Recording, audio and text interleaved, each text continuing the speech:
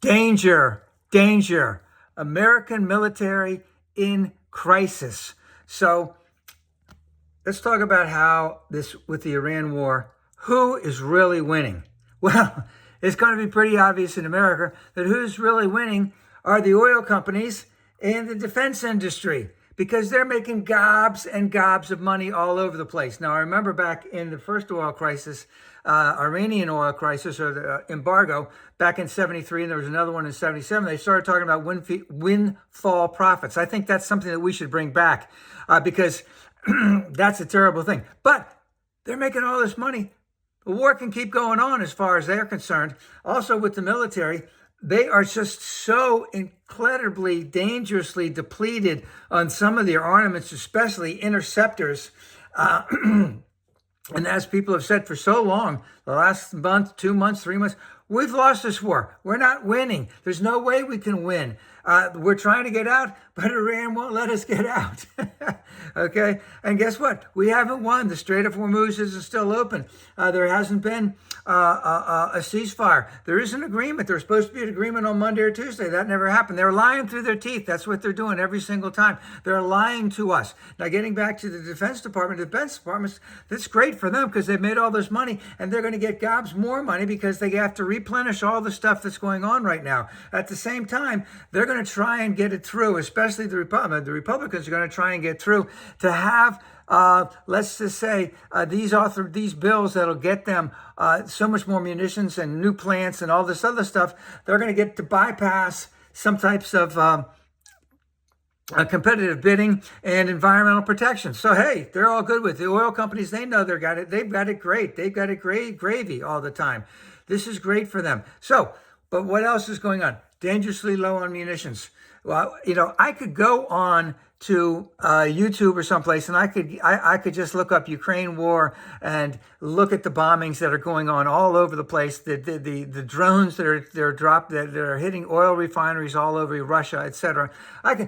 Where can you find out anything about all of the bases that have been hit by Iran on the United States bases all over the Middle East? We can barely see any of them. We've seen a couple of them, but we haven't seen much. And, they're hiding all of this from us. Right now, our our friends in the Middle East, who we said, hey, we're going to protect you, Bill. We just want to have a base on your land. We'll protect you. We'll protect you. We'll protect you. We can't protect them. They're going other places to get protection because they know the United States cannot protect them anymore. Hey, how great is that for the United States? How great is that for winning the war? How great is that for keeping the Straits of Hormuz open? All right. I also want to put out a shout out to all the leakers out there who've been leaking this all over the place because, everything is great until everything is not great at all. And this is what's happening is everyone has brought this out. Now, they've needed to bring it out, and they're denying it. They're playing the blame game. Hegseth is the fall guy. Hegseth is going to blame somebody else in the Department of Defense. So it's just going to get worse. At the same time, we're not winning anything. And all I can say is I also want to make another quick point about the aircraft carrier that's been out there for 9 months. It's low on food, doesn't have clean water. You can't take showers. The air conditioning is off. The toilets don't work all the time. The food they have is terrible. That's supposed to be our military. That's who we're supposed to have ready. And they've been out for 9 months, and the rotation is no more than 6 months, that type of a thing. This is all because of tremendous incompetence, not on the military, but on the leaders of the military right at the top with Trump. That's him taking everything down. And it's going to get worse. Remember, we were supposed to have a deal on no later than Tuesday. Here it is Friday, and yesterday Iran said, hey, we got all these new demands. We're not signing nothing until we get all this. So there is danger in the military. The world is a dangerous place. China knows what's going on. Russia knows what's going on. Saudi Arabia is our friend only when they want to be our friend. North Korea knows what's going on. There's also, everyone knows what's going on. And we can't get out of this quickly. We can't replenish those munitions quickly.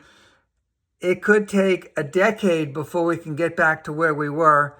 Our opponents, especially China, is looking at how to take advantage of that. And Iran knows this, and they're going to keep doing what they're doing to suck everything out of the United States military. And all I can say is we still have an election coming up. We have to vote unendingly blue.